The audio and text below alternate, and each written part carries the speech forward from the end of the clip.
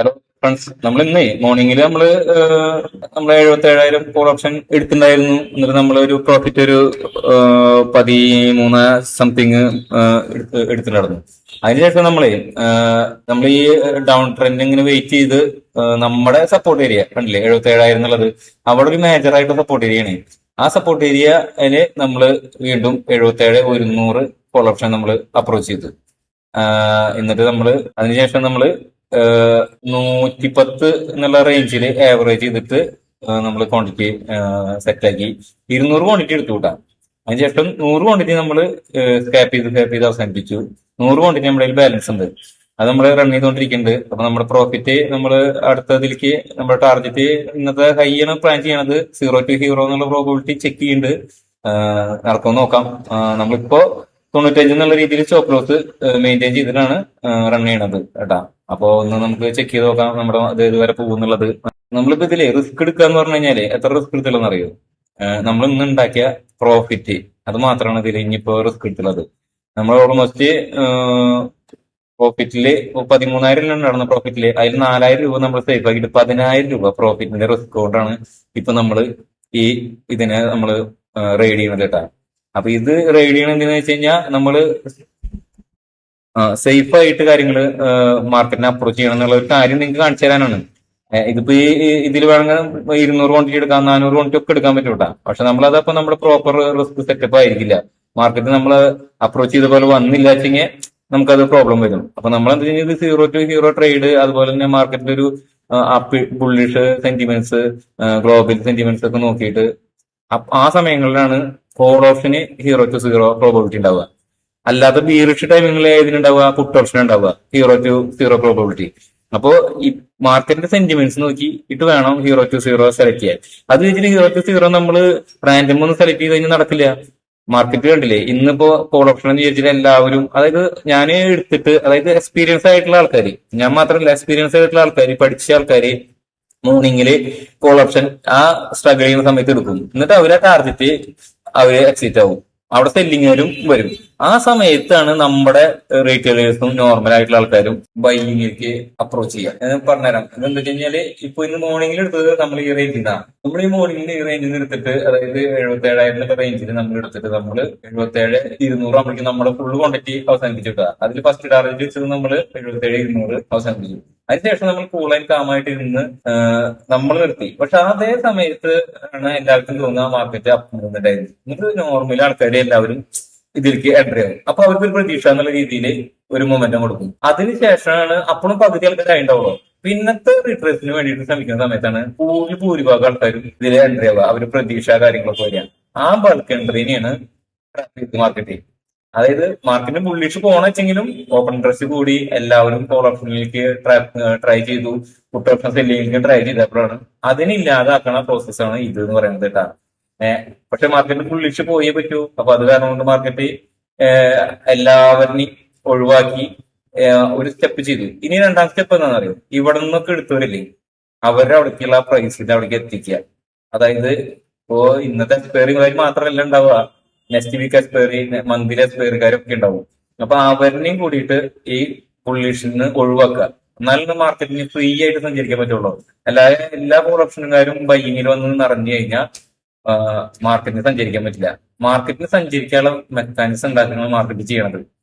Market എന്ന് പറഞ്ഞാൽ നമ്മൾ എല്ലാവരും ചേർന്ന് തന്നെയാണ്. പക്ഷെ മാർക്കറ്റില് കോളും പുട്ടിന്റെയും റേഷ്യോ കറക്റ്റ് ആവണം, എന്നാലാണ് മാർക്കറ്റിന് മൂവ് ചെയ്യാൻ പറ്റുള്ളൂ. അപ്പൊ അതാണ് ഈ സിനാരിയോ എന്നുള്ളത് പറഞ്ഞു മാത്രം. അപ്പൊ അങ്ങനെ വേണം നോക്കിയിട്ട് ചെയ്യാൻ. നമ്മളിപ്പോ വിചാരിച്ച പോലെ നേരെ മാർക്കറ്റ് മുകളിലേക്ക് പോകണമെന്നൊന്നും ഇനിയില്ല. എപ്പോഴും 77,100 നമ്മൾ എടുത്തിട്ടില്ലേ, അതിന്റെ ഒരു റേഞ്ച് വെച്ചിട്ട് 77,100 ഇപ്പൊ 136 ഈ 136 നമുക്ക് കിട്ടണ വെച്ചാൽ എത്രയാണ് മാർക്കറ്റ്? 77,250 വേണം. അതായത് ഇന്നത്തെ കയ്യിൽ പോയിട്ട് മാർക്കറ്റ് നിൽക്കണം, എന്നാലാണ് നമുക്ക് ഈ ചാൻസ് ഉള്ളൂ.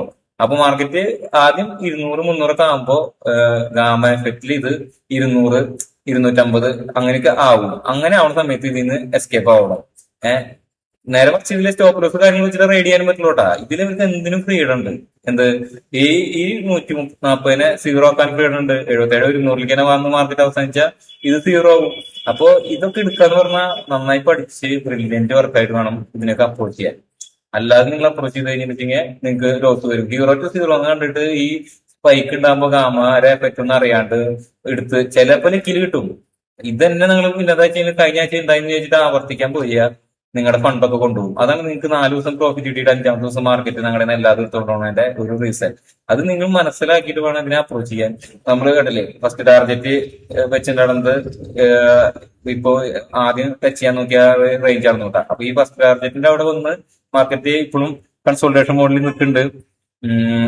മാക്സിമം ഇത് വരാനുള്ള ചാൻസ് എന്ന് പറഞ്ഞു കഴിഞ്ഞാൽ ഹൈ ബൂമിങ് ഉണ്ടായി കഴിഞ്ഞെന്ന് വെച്ചെങ്കിൽ ഇന്നത്തെ കയ്യിൽ തൊടും, അല്ലെങ്കിൽ വിക്കിനെ എത്തിക്കും. അങ്ങനെയാണ് വെച്ചെങ്കിൽ മാർക്കറ്റിൽ നിന്ന് എന്താണ്ടാവുണ്ട് 77,400 നമ്മൾ പറഞ്ഞിരിക്കും ആ റേഞ്ചിലേക്ക് പോകണം. അപ്പൊ 300 ആവും. 300 പോയിന്റ് ഹൈ ആയി നിന്ന് കഴിഞ്ഞാൽ ആവും. അതിന് വേണ്ടെന്ന് വെച്ച് കഴിഞ്ഞാൽ ഇന്നുള്ള ആൾക്കാരൊക്കെ ഒന്നെങ്കിൽ പ്രോഫിറ്റ് കിട്ടിയിട്ട് നമ്മൾ ഒഴിവാക്കും. പറഞ്ഞില്ലേ ഗ്രീഡി, ഞാൻ എനിക്ക് കുറച്ച് കാശ് കിട്ടുമ്പോഴേക്കും ഞാൻ ഒഴിവായി, അതിന് ചേട്ടൻ അത് 300 എത്തിന്ന് പറയില്ലേ. നിങ്ങൾ ഭൂരിഭാഗം ആൾക്കാർ ഒഴിവാകാണ്ട് നിന്ന് കഴിഞ്ഞാൽ പറഞ്ഞിട്ട് പോവില്ല. അപ്പൊ നിങ്ങളിപ്പോ ഒഴിവാകുമ്പോൾ തന്നെയാണ് മാർക്കറ്റ് മുകളിലേക്ക് പോണത്. അതുകൊണ്ട് ഒഴിവാവാണ്ട് നിന്നോണ്ട് നിൽക്കൂല. കൂടുതല് ക്വാണ്ടിറ്റി ഒഴിവാവാണ്ട് നിന്നാൽ മാർക്കറ്റിന് മൂവ് ചെയ്യാൻ പറ്റില്ല. അപ്പൊ ഒഴിവായി കഴിഞ്ഞാൽ മാർക്കറ്റ് അടുത്ത സ്റ്റെപ്പിലേക്ക് മൂവ് ചെയ്യും. ആ ഒഴിവായില്ല വെച്ചെങ്കിൽ ഇന്നും ഒരു ഇതിനെ കയറ്റില്ല, മുകളിൽ കയറ്റില്ല, നാളെയും നിൽക്കും, നാളെയും കൺസോൾട്ടേഷൻ ഉണ്ടാവും. നിങ്ങൾ കണ്ടിട്ടില്ലേ? അത് അങ്ങനെയാണ് നടക്കണത്.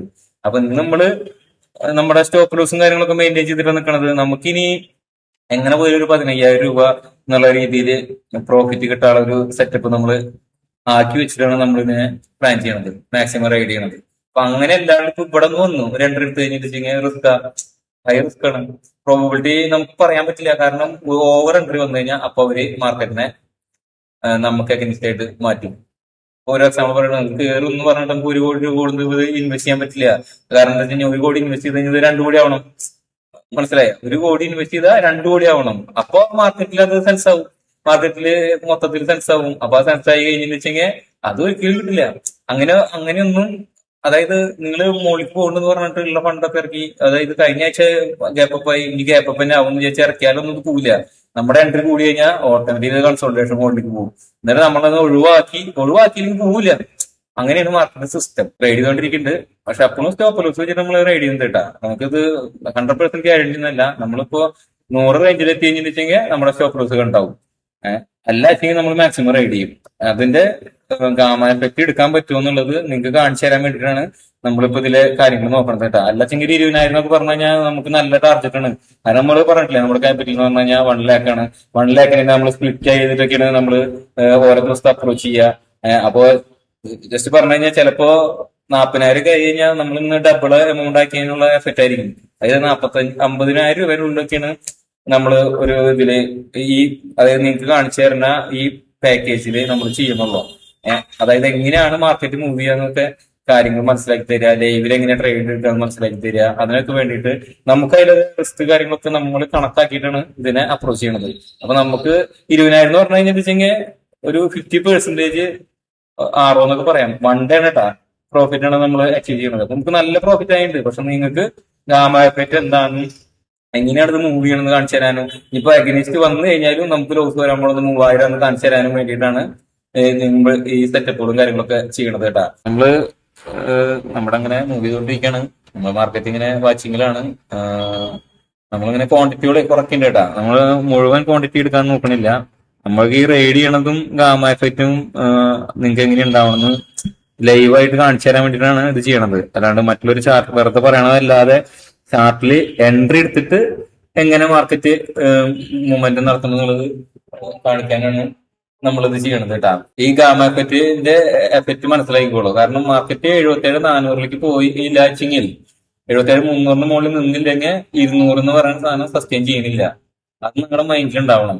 അപ്പോ അത് കാരണം കൊണ്ടാണ് പറയണത്, മേടിച്ച് കഴിഞ്ഞ് കഴിഞ്ഞാൽ വിൽക്കണം, അല്ലാതെ നമ്മൾ ഹോൾഡ് ചെയ്തിട്ട് ഇരിക്കരുത്. പിന്നെ പെട്ടെന്ന് മൂവിങ് കാണുമ്പോൾ ചാടി എടുത്തു കഴിഞ്ഞാല് നല്ല കെയർഫുൾ ആയിട്ട് കാര്യങ്ങൾ നമ്മൾ ചെയ്തില്ലെങ്കിൽ മാർക്കറ്റ് നമുക്ക് ബുദ്ധിമുട്ട് തരും. ഇപ്പോഴത്തെ ഒരു സിനാരി വെച്ചിട്ട് മാർക്കറ്റ് ഇന്നലത്തെ പോലെ ഗ്യാപ്പ് അവിടേക്ക് തന്നെ ഫില്ല് ചെയ്യാൻ 77,300 ആ റേഞ്ചിലേക്ക് പോവാനുള്ള ഒരു സിനാരി കാണിക്കുന്നുണ്ട്. അപ്പൊ 77,300 പോകുന്നുണ്ട് വെച്ചെങ്കിൽ 200 നമുക്ക് 200 കൺഫേം ആണ് ഈ പൈസ.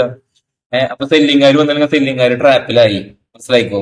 150 സെല്ല് ചെയ്ത് ഒരു 50 പോയിന്റ് കിട്ടുമ്പോ ആർക്ക് വലിയ ബിഗ് പ്ലേയേഴ്സിന്. അപ്പൊ 200 നിന്ന് കഴിഞ്ഞാൽ 50 പോയിന്റ് ഉറപ്പായി. എന്നിട്ട് അവരുടെ സ്റ്റോപ്പ് ലോസ് 300 പോയിട്ട് ഹണ്ട് ചെയ്യും.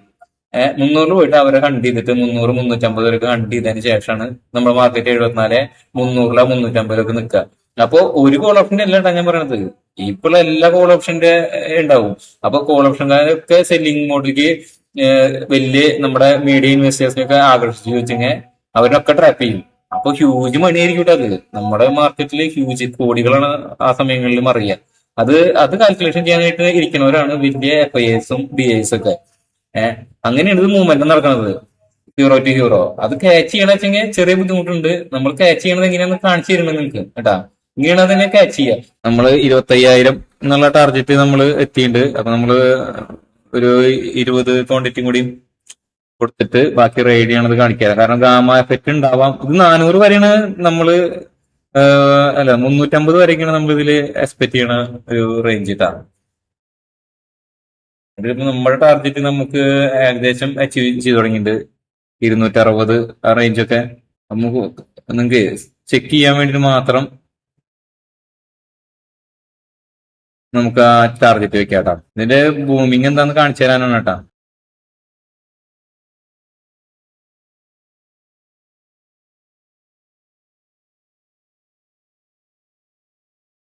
വീഡിയോ എൻഡ് ചെയ്യണം കേട്ടോ. കാരണം നമ്മുടെ സ്റ്റോപ്പ് ലോസ് കണ്ടായി. ഇനി അധികം അടുത്ത മൂവ്മെന്റ് നമ്മൾ നോക്കണില്ല. ഇനി നമ്മൾ ജസ്റ്റ് ചെക്ക് ചെയ്ത് നോക്കും എന്തായാലും സ്റ്റോപ്പ് ലോസ് കാര്യങ്ങളൊക്കെ വെച്ചിട്ട്. അത് മാത്രമേ ചെയ്യണുള്ളൂ. അപ്പോൾ എല്ലാവരും ഈ ചാനലിനെ ഫോളോ ചെയ്യുക, സബ്സ്ക്രൈബ് ചെയ്യുക, ലൈക്ക് ചെയ്യുക, ഷെയർ ചെയ്യുക. നിങ്ങളുടെ വിലപ്പെട്ട അറിവുകളൊക്കെ ഉണ്ടെച്ചെങ്കിൽ കമന്റ് ചെയ്ത് അറിയിക്കുക. നമ്മൾ ഇമ്പ്രൂവ് ചെയ്യാനുള്ള കാര്യങ്ങളൊക്കെ ചെയ്യാം. അപ്പോൾ എല്ലാവർക്കും വീഡിയോ കണ്ടതിന് താങ്ക്സ്. ഓക്കെ.